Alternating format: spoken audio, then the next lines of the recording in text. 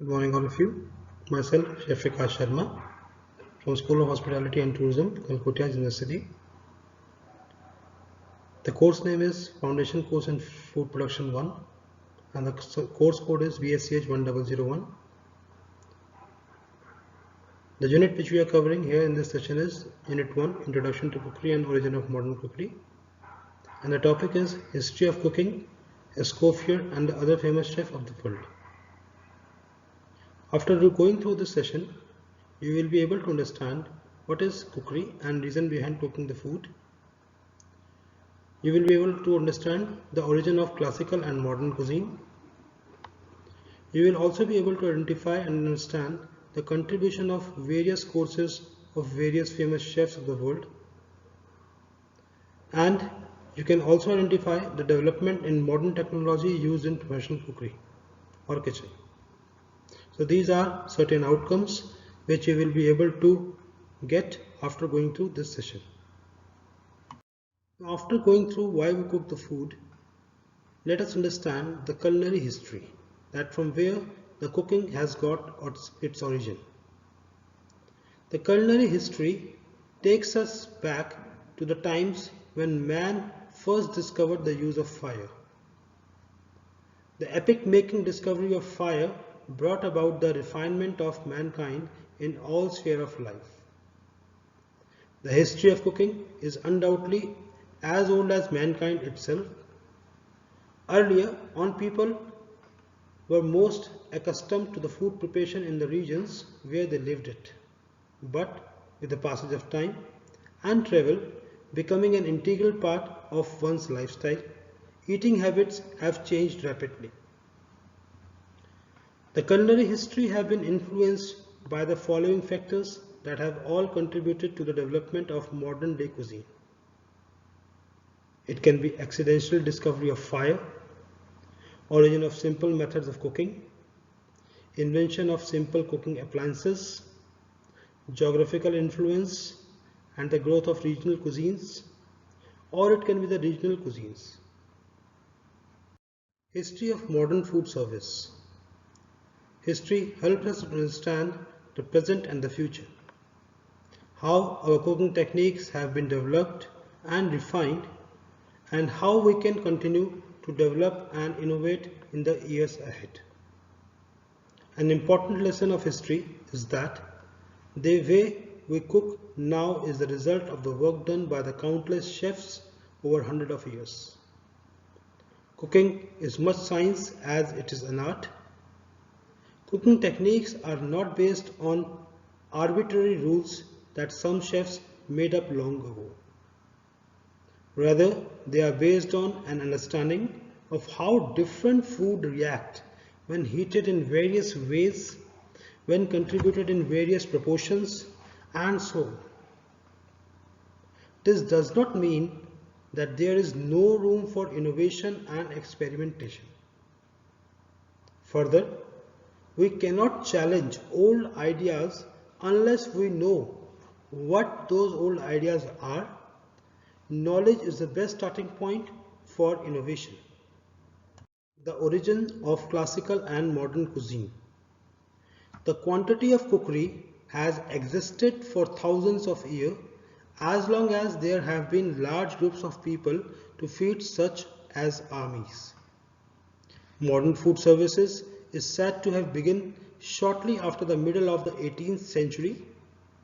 At this time, the food production in France was controlled by guilds. Caterers, pastry makers, roasters, and pork butchers held licenses to prepare specific items. An innkeeper, in order to serve a meal to suggest to guests, had to buy various menu items from those operations that were licensed to provide them. Guests had little or no choice and simply ate what was available for that meal. In 1765, a Persian named Boulanger began advertising on his shop, sign that he served soups, which he called restaurants or restauratives, which literally means the word meaning fortifying. According to the story, one of the dishes he served was sheep's feet in a cream sauce. The guild of a stewmaker challenged him in the court, but Boulanger won by claiming he did not stew the feet in the sauce but served them with the sauce. In challenging the rules of guilds, Boulanger unwittingly changed the course of the food service industry and history. The new development in the food service industry were received during the French Revolution beginning in 1789. Before this time, the great chefs were employed in the houses of the French nobility. With the revolution, many chefs suddenly out of work opened restaurants in and around Paris to support themselves.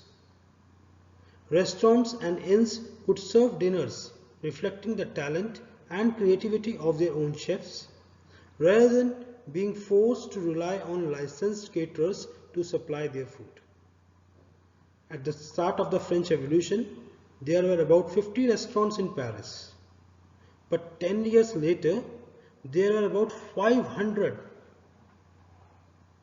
Another important invention that changed the organization of the kitchens is in 18th century was the stove, which gave cooks a more practical and controllable heat source than an open fire. Soon, commercial kitchens became divided into three departments: the rotisserie, pâtissier, and the stove, run by the cook or cuisinier. The meat chef and the pastry chef reported to the cuisinier, who was also known as chef de cuisine, which means head of kitchen. World famous chefs. So Crème was one of the renowned famous chefs during 1700. All the changes that took place in the world of cooking during 1700s led to, for the first time, a difference between home cooking and the professional cooking. Marie Antoine Crème was a young man. Crème learned all the branches of cooking quickly, and he dedicated his career to refining and organizing culinary techniques. His many books contain first systematic account of cooking principles, recipes, and menu making. He was perhaps the first real celebrity chef, and he became famous as the creator of elaborate, elegant display pieces and pastries. The ancestors of our modern wedding cakes, sugar sculptures, and ice and tallow carvings. It was Crème practical and theoretical work as an author and an inventor of recipes that was responsible to a large extent for bringing back cooking out of the Middle Ages and into the modern period. Crème emphasized procedure and order. His goal was to create more lightness and simplicity in the cooking. His efforts were a great step toward the modern simplicity. The methods explained in his books were complex, but his aim was pure results. He added seasoning and other ingredients not so much to add new flavors, but to highlight the flavors of the main ingredients. His sauces were designed to enhance, not cover up, the food being sauced. Crème was a thoughtful chef, and whenever he changed a classical recipe, he was careful to explain his reasons for doing so. The beginning with Crème, a style of cooking developed that can truly be called international because the same principles are still used by professional cooks around the world. In Crème Grande Cuisine and in professional cooking, ever since, a cook makes a dish a certain way because the principle and the methods of cooking show it is the best way to get the desired results. For example, for hundreds of years, cooks boiled meat before roasting them on a rotisserie in front of the fire. But when chefs begin thinking and experimenting rather than just accepting the tradition of boiling meat before roasting, they realized that either braising the meat or roasting it from the raw state were better options. George Auguste Escoffier, the greatest chef of his time, is still today revered by chefs and gourmets as the father of 20th century cookery. So Escoffier is a very renowned chef. We generally used to read a lot of books on theory and practicals by Escoffier, and we consider them as one of the Bible in the field of culinary arts. His two main contributions were, number one, the simplification of classical cuisine and the classical menu and the recognition of the kitchen. He rejected old menus in which the quantity seemed to be the most important factor. Instead, he called for order and diversity and emphasized the careful selection of one or two dishes per course and delegated the taste with their delicacy and simplicity. Escoffier books and recipes are still important reference works for the professional chefs. The basic cooking methods and preparation we study today are based on Escoffier work. His books, Le Guide Culinaire, which is still widely used, arranges recipe in a simple system based on main ingredients and cooking method, great simplifying the more complex system handed down from Crème. Learning classical cooking, according to Escoffier, begins with the learning a relatively few basic procedures and understanding basic ingredients. Second was Escoffier's second major achievement, the recognition of the kitchen, resulted in a streamlined workplace that was better suited to turning out the simplified dishes and the menus he instituted. The system of organization he established is still in use today, especially in large hotels and full service restaurants. Now coming to the modern technology. Today's kitchen look much different from those of Escoffier's day, even though our basic cooking principles are the same. Also, the dishes we eat have gradually changed due to the innovation and creativity of the modern chefs. The process of simplification and refinement to which Crème and Escoffier made monumental contributions is still ongoing, adapting classical cooking to modern conditions and taste. So we have a blend of the modern as well as classical cooking these days. Before knowing the changes in cooking styles that took place in the 20th century, let's look at some of the developments in technology that affected the cooking. The development of new equipment. The modern tools has greatly simplified the food production. Research and technology continue to produce sophisticated tools for the kitchen. The modern equipment has enabled many food service operations to change their production methods. With sophisticated cooling, freezing and heating equipment, it is possible to prepare some foods further in advance and in large quantities. Cooking in the 20th and 21st centuries. All these developments have helped change cooking styles, menus and eating habits. The evolution of cuisine that has been going on for hundreds of years continues.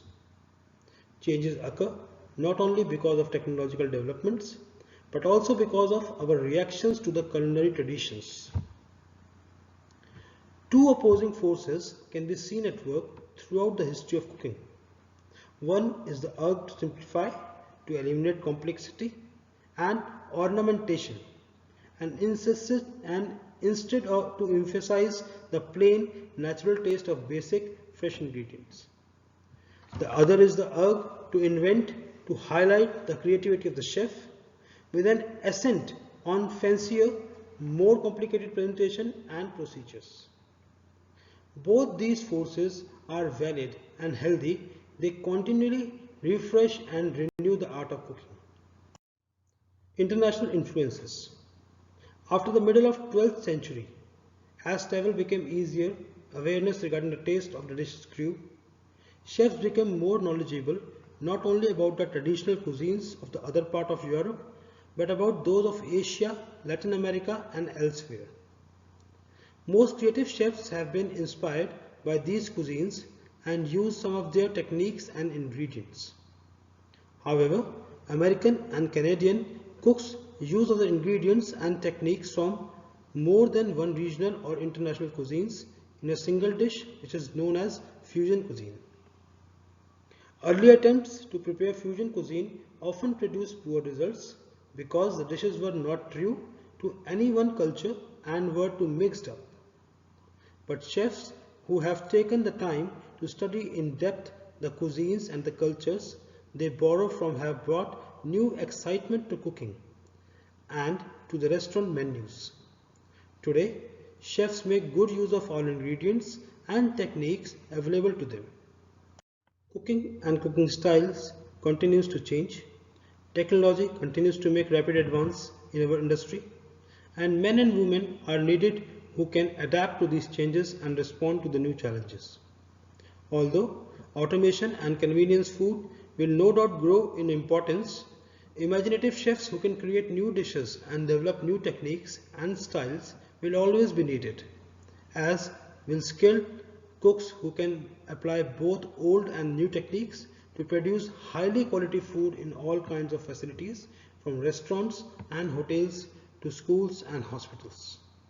After going through this topic, there are certain simple questions which arises, such as: number 1, briefly explain the introduction to cookery. Number 2, list down various aims of cooking the food. Number 3, briefly explain the history of culinary art and its origin. Number 4, briefly explain the history of modern food service. Number 5, briefly explain the origin of modern classical cuisine. 6, explain the contribution of Creme and Escoffier in the field of culinary world. 7, identify how the cooking in modern age is different from the cooking in early ages. And last, define fusion cuisine. Students, these are not the only questions which arise from this session, but these are certain simple questions which, on solving, you will be able to understand this topic. I hope that all of you have understood, and thank you for listening me. See you in the next session.